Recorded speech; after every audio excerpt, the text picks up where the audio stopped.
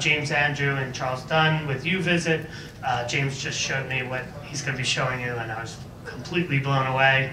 And if you see the picture on the right there, so that's James presenting at the first NYVR meetup with a whopping 10 people. 3 years ago.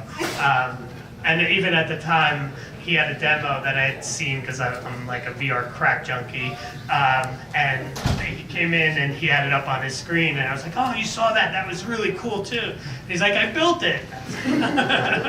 So really great to see everything that you've been working on. I'm James Andrew, this is Charles Dunn, and we're from UVisit. By the way, this is our hashtag on Twitter. It's U_visit, and I really encourage all of you to follow us. In fact, later on I'll give you a reason why you really want to do that tonight for an incentive. We're the biggest and best VR company in New York. We really are. In every measure, we're the biggest. And we're doing the most innovative stuff, as I hope we'll be able to demonstrate here tonight. I'm James Andrew. I'm a Unity developer and also technical innovator at UVisit. Been there for a year now. It's been an awesome year. We've been doing some really amazing things there. And this is Charles Dunn. He's an R&D engineer, and what I wanted to put in was a title slide. I won't put it in, but the title is Innovation in 3 Acts. And here they are. We've got 3 things that we're going to talk about tonight that we've worked on over the last year and that have really come together lately. We've got something called adaptive focus, we've got liquid flow, and we've got looking glass. And we'll describe what these 3 things are as we go. But for now, what I'm going to do is I'm going to pass this off to Charles, who's going to talk about adaptive focus, which we're calling our optimal video delivery system. And you can take it from here, right? Yes. Excellent. All right, awesome. Thanks, James. Yeah. So that was actually a good introduction from Metal there to some of the things that I'm going to be talking about. So I'm going to be talking about resolution-defined projections for delivering virtual reality video. So virtual reality content, it's immersive because there's content all around you, right? It's this sphere of data. And that's kind of what makes it compelling. And this can be images or video. And we want to display this in high resolution. And if we're doing this to mobile devices, we want to do it over sometimes bandwidth constrained networks. And so we need to compress this sphere of visual data.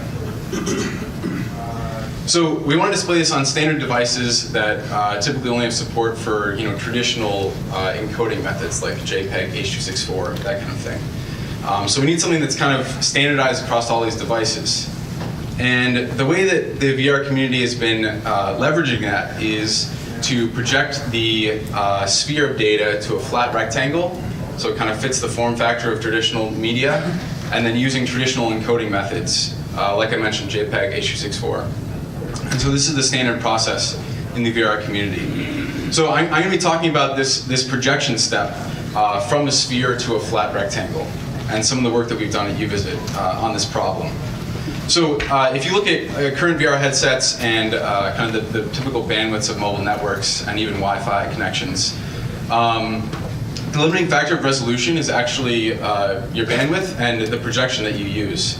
So this equation here just generalizes the relationship between the resolution as a function of your viewing direction and how it relates to the number of pixels in your traditional media and some variables related to the projection that you use.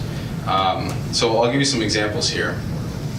So we had the equirectangular projection already mentioned, and all the kind of rectangles of the globe that I'm going to show are exactly the same number of total pixels, just so you can kind of get a comparison in your head.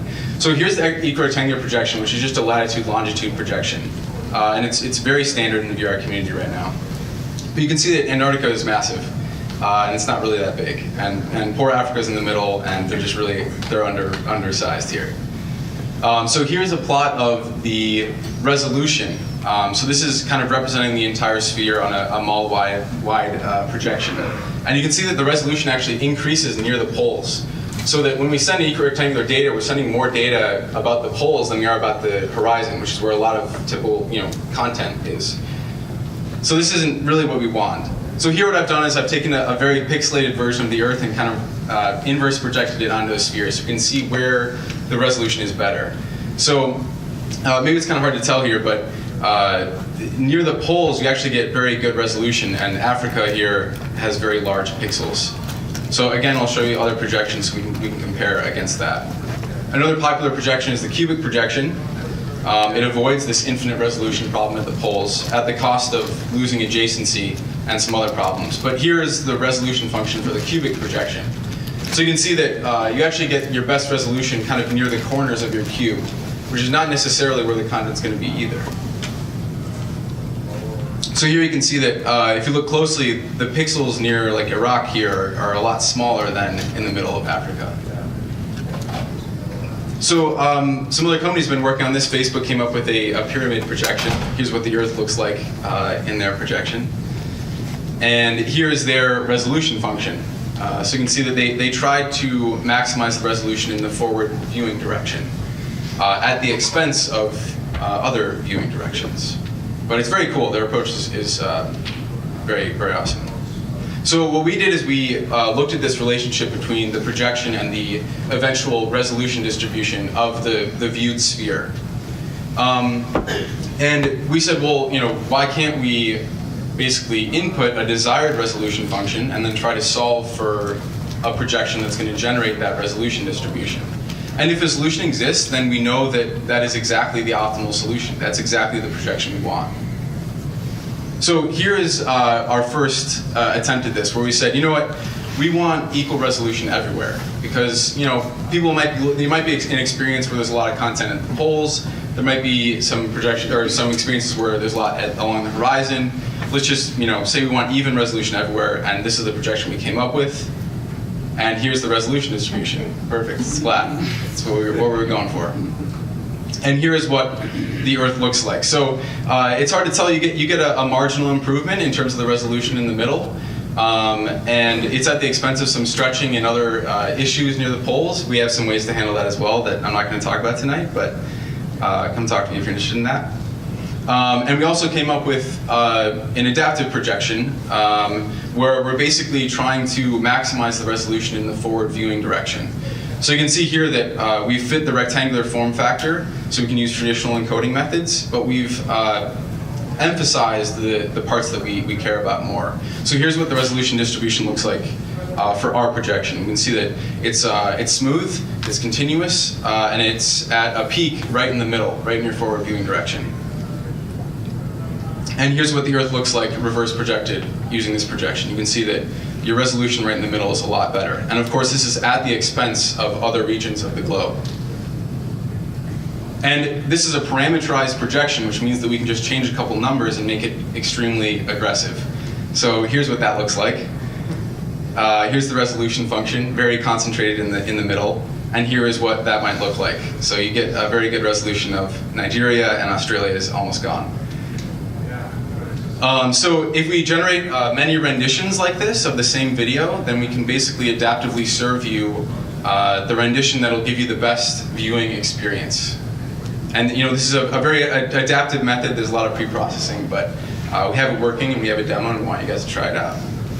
And this, of course, the goal of all of this was to give you higher resolutions at lower bit rates. So just to kind of quantify all of this, we picked some weighting functions, and we're just going to take the weighted mean over the sphere of the resolution for each of these projections. And I'm going to look at two.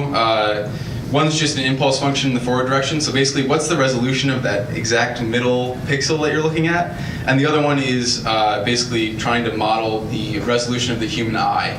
And so to try and estimate how many pixels you are experiencing as a human viewing these experiences. So here are the 5 projections that I talked about, and here are their resolution scores over the 2 weighting functions that I talked about. So if we care about humans, and looking in the forward viewing direction, then our system actually has more than 3 times the resolution of the standard equirectangular projection that most people are using today. So we're really happy with this, and we're really excited about rolling it out soon. So just to kind of hammer this home, I guess, here's zoomed in on Africa. Here's the equirectangular projection. This is how pixelated it would be. And with the same number of pixels that you'd be sending over whatever network, this is what our projection would yield in terms of the resolution that you'd be viewing. And just for fun, here is that really aggressive projection. It looks even better. So again, same amount of total data, but just a more focused resolution. So that's it. So that was basically a summary of our adaptive focus system. And James is going to talk about some other cool stuff we've been working on. Awesome.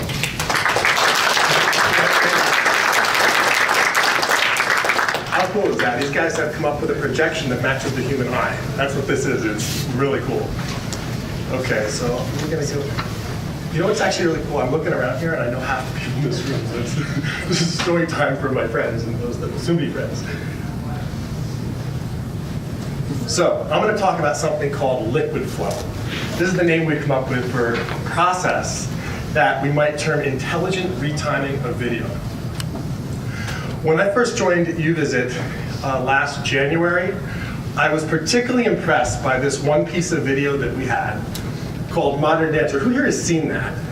Oh, like a bunch of you, right? It's pretty cool, huh? Now, I'm going to talk about that. The one you've seen probably is the one that is the result of what I'm going to talk about here. But this video, there was something about it. I mean, it was a beautiful girl dancing. It was nice, but there was something particular about this video that just was really touching in a way. I think it was the way that she was moving with the camera and recognizing that this was for VR. It created a real sense of what you'd call presence. It was really great. And so we took this video out to CES in January, and as you can tell, we had a lot of fun there. 3.5 hours of sleep a night, basically walking around with this Gear VR that had Modern Dancer mostly on it, and just showing it to people all over the place. And they were loving this. They was like, this is really, really cool. So the last day of CES, we got Palmer to come over to the booth. I've known Palmer somewhat since the beginning of VR, since like long before the Facebook acquisition. So I found him, and that's him on the left playing my game Zone. I'm like, here, you gotta try this. And then we've done like, all right, come into our booth now and check this out. And you can see him up in the top right. He's actually watching that video, the Modern Dancer video. And I was so stoked to show him this because we've been walking around CES and thinking, this is awesome. And what he said, this is pretty cool. You should really start trying to work at higher frame rates. I was like, oh, whoa, okay, you know, like, because Palmer's a really astute guy. He really is. And I take what he says like this seriously. I mean, he liked it. He's very level about it. But he said you should really try to work with higher frame rates because this was a typical video, like just everybody does, 30 frames per second. And so back in the office, day one, I say, okay, let's see how big a deal this is in VR, because I wanted to check this out and see what this was all about, this higher frame rate. And the conclusion was, whoa, this is a very big deal. That frame rate matters, higher frame rate matters in a big way. And what I discovered, the thing I discovered is this process called optical flow retiming, that this exists. It's a way of generating frames that you did not originally film, and it's really, really good. It's better than you would expect. It's primarily used for creating more fluid slow motion shots. There's a bunch of plugins that do this that will take your footage and generate a whole bunch of frames so you can slow it down and still have smooth motion. So I said, well, what if I start using these plugins rather to generate more frames and compress it and render it out and uptime the video? And it turns out it produces amazingly fluid, high frame rate video. And the change is just, it's phenomenal, the change that it produces, even when you started with a 30 frames per second video. However, it wasn't a push button solution. It wasn't something we say, let's just press this button and make all our video high frame rate, because there's a bunch of caveats and gotchas. It doesn't work on all frames. There's cuts. When there's a cut, it will do weird things with the cut. There's all these things that make it not really practical as just a push button solution with off-the-shelf products. So when I saw Modern Dancer at 60 FPS, I remember the first time I did it, I was at home rendering over the weekend, just trying this, and I put it on and I said, what is this going to be like? It was already stereo, but the impression was, wow. There was all of a sudden this sense of presence. I went around to some friends and said, you got to try this, and their mouths just dropped, because it was as if before, this thing that was, to that time, the coolest thing I had seen in VR, in terms of a sense of intimate presence, it was like I had had cellophane on the lenses the whole time. And by going to 60 FPS, it was like the cellophane was off, and it just felt like there's a person right here. And it was almost a little bit disconcerting at first, but it was powerful. I knew this is the way I want to see VR video. So we said, let's take this on tour after we did this to 60 FPS. And early on in this year, we went all over the place. Spent a week at the Sundance Film Festival walking around with this. This is us we were at every party every night, and we were at everything during the day. I think that we had one of the coolest things at Sundance. I think a lot of people would agree we were entered in it, but we were showing people largely this video and seeing people's response. I mean, it was great before, but there was a sense of touch that was going on there that people immediately resonated with. And out of the hundreds of people throughout the week that we showed, hundreds were just loving it. It was really, really impactful. Then we took it to Necker Island. That was fun, showing people there. And here's Richard Branson enjoying it. We were at a party at his house, and that's him watching Modern Dancer, and you can see his face there. I was talking to his wife and said, we really should get these on your airplanes and put our content on there. And she said, oh, if we put this on our airplanes, he will never leave them. So we'll see if that goes anywhere. It didn't go anywhere yet. But it was a massive success, and it was something that I love to show to people, and that many of you here have seen and have liked it. Bill is shaking his head. So why does 60 FPS feel so much better and increased presence? This is what James Cameron said, the famous director. He said, if watching a 3D movie is like looking through a window, then with high frame rate, we've taken the glass out of the window and we're staring at reality. Now, it's interesting. I don't actually like this in film generally. Did anyone here see the high frame rate version of The Hobbit that came out? Does anyone know about this? And he never did another one, right? And why? It was because even though it was very cool in a way to see this action with the glass taken out, when the characters were talking, I felt like the suspension of disbelief was gone because it felt too real. And I didn't want that in the movie theater. But in VR, I want that. I want that sense for most cases of that reality and that presence. So where it might not be ideal in film, it is ideal in most cases in VR. Do you realize that, check this out, the human eye, I won't read all this, just glance over that, but the Air Force did tests that show that the human eye can detect up to 220, they saw, frames per second. They would flash images of things for 220th of a second, and people were able to recognize these images. So liquid flow is a process that we've come up with, a workflow that we might call intelligent retiming. It's an automated workflow that handles all these gotchas. It's cloud capable so that we can have this done in the cloud because it's a very processor intensive process, but it also parallelizes out so you can render frame sets on different cloud servers. And the results are excellent. And we're really excited about it. Now, 60 FPS is not the only number you need to consider, because VR headsets now run at the Oculus Rift and the HTC Vive at 90 frames per second. The PSVR actually can do up to 120. Most times it's only 60 or 90 reprojected to 120, but it shows where this is going and can go. So the idea is, with liquid flow, is match the device's frame rate. Because if you have a device that's generating a certain number of frames and you're playing video in that device, you want to give it a frame, every single frame to render. And if you're giving 30 frames per second video to the Rift or to the Vive, it's only getting a frame for every one of its 3 frames. So it's not ideal in any way, and the difference is obvious once you've seen it. So what we've got, and I'm showing here tonight as part of our demo, is 4K video at 90 FPS. H.265, because H.264, which runs the industry now, doesn't go up past 60. I discovered that as I was working. I was like, whoa. H.265 goes to 300. And so 4K video at 90 FPS and any standard GPU that supports a Rift can play this, no problem. And it's 50% the bit rate of H.264 at 30 FPS for the same quality. Because of the way the encoding works, it's not more expensive to do that. Roughly, it might be more like 55 or 60, but it's not a lot more. And it's adaptive focus capable. So everything that Charles talked about tonight, it is possible to deliver this video in that manner with these projections. So ultimately, putting all this together, it's the highest quality video that you can have, or that has been, that I've seen. So that's liquid flow. Now, this one, we'll go through a little pretty quickly here. It's called Looking Glass. Once we've got this awesome video, this is this concept of seamless spherical transitions. What is Looking Glass? How do we merge 360 video with real-time 3D environments? At UVisit, we are not working solely on 360-degree video. That's an element of what we're working on, but we're doing a lot working with 3D environments, scanning of 3D environments, generating of 3D environments, integrating video into this.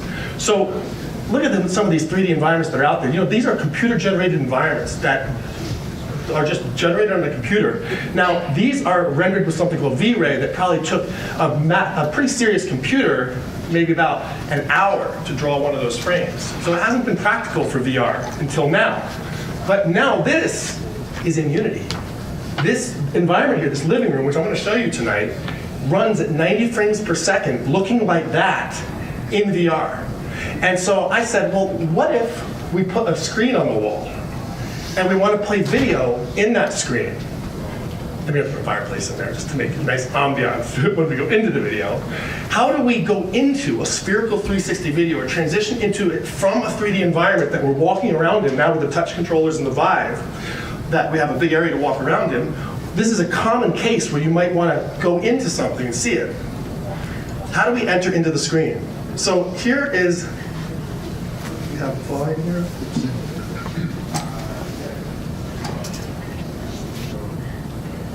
The way home, I had this idea about how we could zoom into a thumbnail, into a panel, by turning a plane into a sphere. This is like 3 weeks ago. Start with the plane here, and then animate into it. You see, I can turn the plane into a sphere. So we can start with a thumbnail and have the thumbnail come out and wrap around us, and now we're in the 360 panel. So this is the idea. This is like the R&D night. Cool, huh?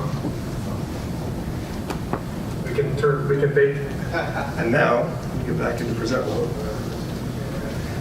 After a little bit of work, I took it and got it to this. Sitting on the couch in the living room. It's me just putting the headset on. There's our fire.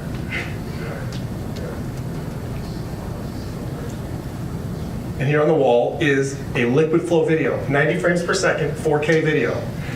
We enter into it. Now we are in 360 video seamlessly.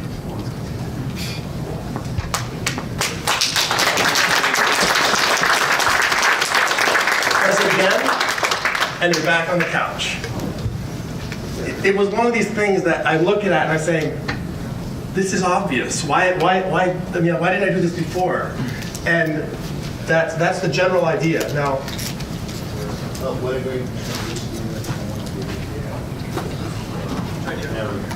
there's so many applications for it. Now, before we go to demo time, there's a couple more things I'll say about this real quick.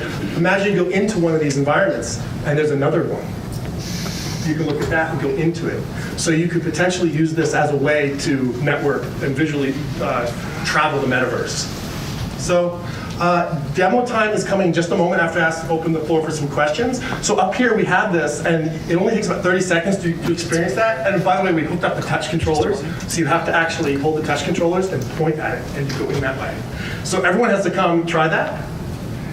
Also tonight, while you're at the demo time, you can win a Gear VR. We're going to give away a Gear VR for whoever tweets the best photo of somebody enjoying the demo, tagging it with UVisit. So just take a photo, tweet it, tag it with UVisit, and we'll give someone a Gear VR. We'll talk about that. Okay, and I'm going to, you come up back too. So any questions for either of us? Jay? Yeah, so I could take something I shot on my Gear 360 at 30 frames per second and run it through that, and it would... Well, if you worked at UVisit, you could. I can do that. You could do so I can Yeah. to you, and you can... To Chris. Thank you. That was fabulous too. What did you say? When is it going to be subscription? When is it going to be subscription? Well, at UVisit, we are focused on building a platform always. So always in our mind, everything that the tools that we use to build our own tours and our own experiences, pardon, tours is so 2 years ago term. Our own interactive experiences are the same tools that we provide. So ultimately, we aim towards providing the service so that people can put up their own content and reap these benefits. That's the whole idea of the automation behind it. Regarding your adaptive screen, what are your thoughts about head turning. Yeah. There's a trade-off basically in terms of how often you want to switch, and how aggressive you want your projection to be. So basically the idea is you generate a bunch of renditions that are kind of focused in the different regions, and how densely packed your different renditions are is how seamless that transition is going to be. So in some sense, it's like a server space versus resolution trade-off. I have a really question. And big dash is dynamic Yeah, we are actually. Yeah. Is it somehow compatible with something like that that you can run That's- another stream as like That's right. Yeah, totally. That's basically what we're doing. Yeah. Except we customize it highly. Yeah, Our use of it. Some hacking. All right, cool. Any other questions? We'll just take like 2 more. How do the various projections compare on the performance side on the reverse transformation? Like actually decoding and presenting it? Is Yes. if we're rectangular is easy. Yes. How did the other ones compare? That's right. So we found some that were not great, and we found some that are fine, no problem. Trig functions, multiplication, and the thing is, you only have to calculate it once. This isn't changing on every frame. So you calculate it once when you're playing the video, or you even have it cached or pre-calculated. So it's actually not a problem at all. But that's a good question. We did run into some problems with some other ideas that we had in terms of that. Yeah. Is this field of view rendering where you're only rendering what the person's going to be looking at, or is it rendering the entire sphere? So it's the entire sphere, which is something that we really cared about. You asked a little bit about head turning, right? So it is filling the entire sphere with pixels, with color data. But if you turn your head really quickly, you're not going to. There's no black space anywhere. It's pixels everywhere, and then as the stream is updated, it's going to zoom into the better resolution version. So like Good a question. buffering, kind of like almost like a YouTube. Yeah, exactly. Yeah. Any other questions? One more, Bill. Would you have different projections, different? Yep, we've been experimenting with that. Right now, we just have one standard one, so that we could pre-calculate it, so it's not a problem. But But if you knew based on heat maps wherever Yep. where Exactly. your audience was going to look based on which scene it was, Right. you could apply different. right, which is why it's also notable that our projection is parameterized, right? So we can change it really easily in terms of it's depending on the video or the situation or whatever it is. Good All right, question. if anyone has any more questions, just bring them over here. And anyone else wants to check this out, come check this out. Thank you, DJ. Thank you, everyone.